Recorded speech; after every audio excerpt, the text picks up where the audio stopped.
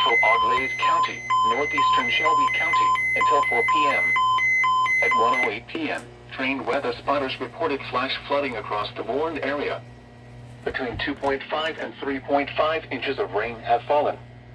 Additional rainfall amounts of 0.5 to 1.5 inches are possible.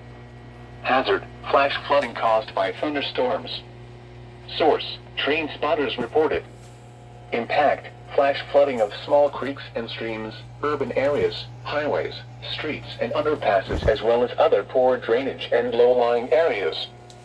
Some locations that may experience flash flooding include Anna, Jackson Center, Botkins, New Knoxville, Kettlersville, Montra, McCartyville, and Maplewood. Turn around, don't drown when encountering flooded roads. Most flood deaths occur in vehicles. To report flash flooding, go to our website at weather.gov/ILN and submit your report via social media when you can do so safely.